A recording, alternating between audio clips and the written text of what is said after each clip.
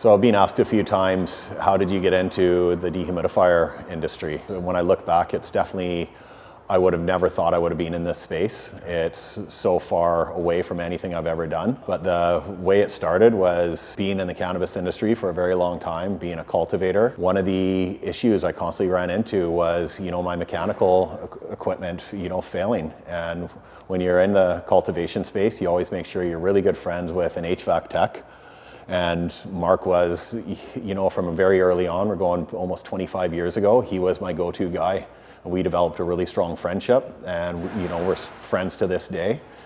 And I'm glad the relationship worked for one of us. Well, it's still working that way.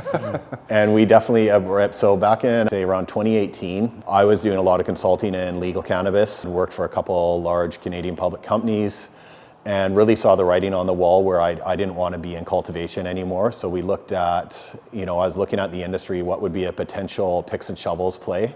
And Mark and I were always bouncing ideas off, and we really saw an opportunity with dehumidifiers. There was a huge market, about a 200 million cap. It was dominated by two primary manufacturers who had about 90% of the market share. And we really felt that if we did it right, we really focused our product from a grower's perspective, that we could really come in and design and manufacture a product that would do really well. So at the beginning, it was a lot of trial and error. We certainly had a lot of bumps along the way.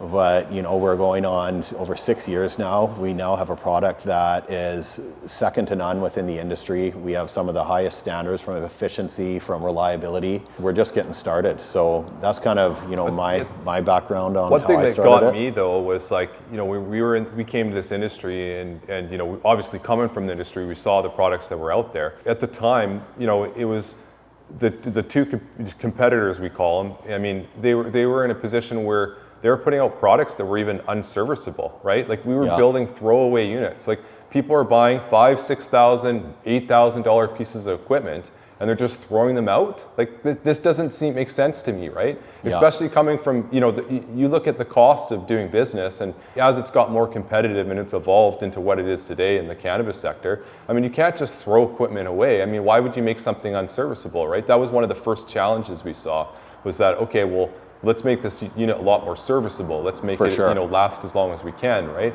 Some of the biggest issues that we can. But yeah, it's been a really interesting road for sure. And to your point there, one of the biggest things in cannabis now is your cost per gram, and it's how cheaply can you produce, because the industry has so much competition now.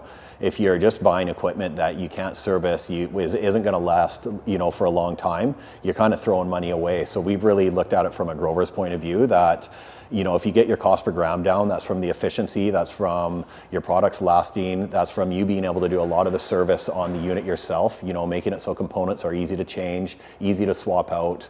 Those are all the little things that we really looked at it from a different point of view, hence the kind of born in the grow room, not in the boardroom slogan that we have. Just with how we've evolved to where we're at, I mean, a lot of people aren't even aware of the new products that have came out. So, I mean, definitely go to our website, cannadri.ca, and see some of the new products that have been just even put out in the last few months. It's been one hell of a journey, but we're really excited about what we got on the market now.